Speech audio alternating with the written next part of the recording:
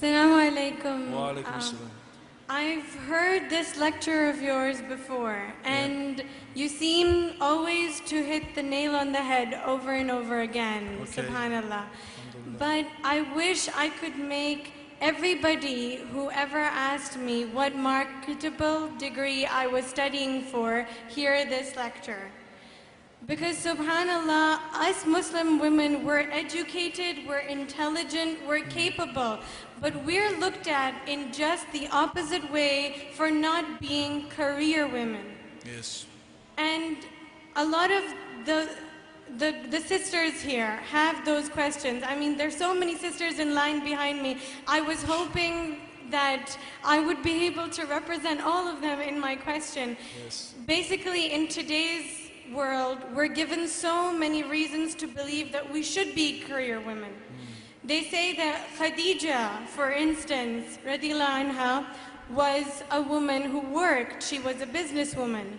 They say that if you're working in a department that is benefiting the world, like gynecology, like being a lady doctor, is that really so bad? They say that if a woman is given exceptional ability, like brilliance in mathematics, for example, is your God trying to cripple you by giving you an ability and yet not letting you use it to benefit the world?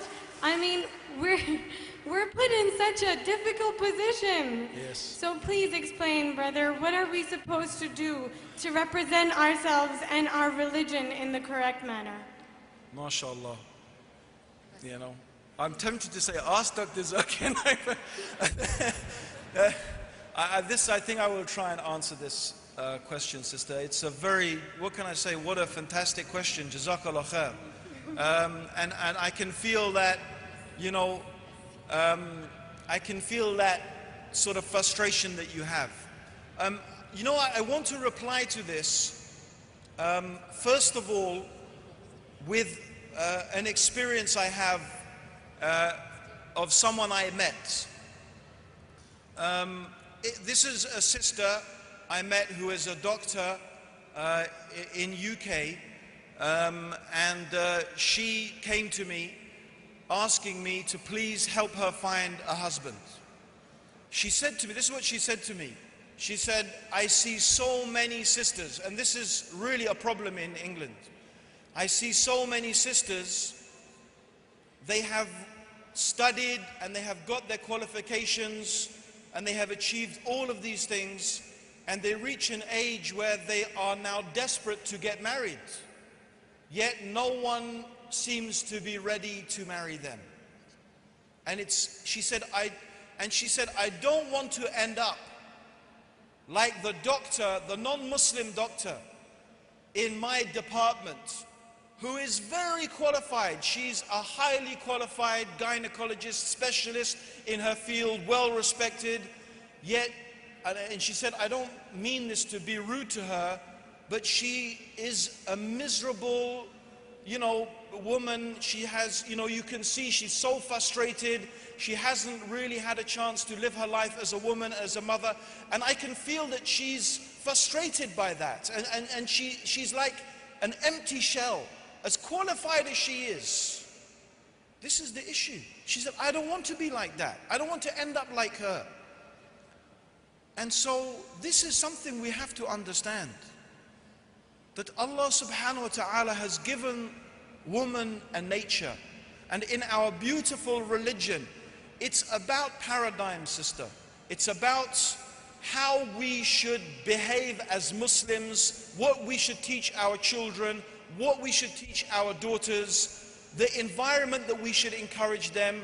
As Muslims, we should be putting out the positive message, how positive and important and honorable it is to be a mother, how positive and honorable and important it is to be a good wife, how positive and important and honorable it is in the sight of Allah.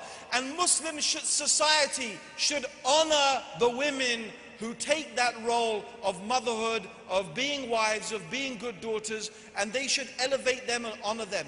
Khadija was not honored by Allah because she was a businesswoman. She was honored by Allah because how she cared and nurtured and helped and supported Rasulullah sallallahu alaihi wasallam as a good wife. This is how she was honored in Islam. This is the reality. However, I have to say, we are not saying women can't do business within the confines of Sharia. They can. We are not saying women can't be mathematical geniuses. We're not saying women can't be great authors and writers and anything else they want to be within the confines of the Sharia.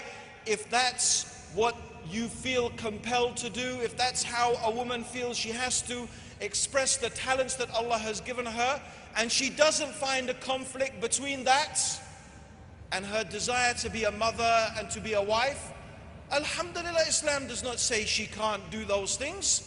Islam does not say she can't, as long as, of course, it's within the confines of the Sharia. But that's just not what we are asking women to do. We're not saying, oh, you women, you have to be like this, you have to have a career, you have to be this shining star, you have to be... No. Islam is not saying and pushing you to be like that. If you want to, Alhamdulillah, within the confines of Islam you can. But that's, you know, you should feel honored. You must feel honored. And we, all of us, must honor women and make them feel honored. Subhanallah. You know, I tell my wife, my brothers and sisters, can you imagine? And I just don't say this for me. I say this for any of the du'at who are traveling, whether it's Zakir or Sheikh Salim or Yusuf, or his wife is here with him this time, not always. You know, can you imagine our wives staying at home, and they don't have maids like you have maids here, by the way. They don't have families to help you and support you. When I go, my wife is alone with the kids. She has to go shopping. She has to do everything. And I'm away giving talks and lectures. It's very, very hard. You can't imagine. And sometimes that shows. But I say to my wife, you know what? You know what? Alhamdulillah, every talk that I give, every lecture that I give, every person that I inspire to follow Islam better, you get rewarded as I get rewarded. You get rewarded as I get rewarded. Yes, and you know what? She gets even more reward.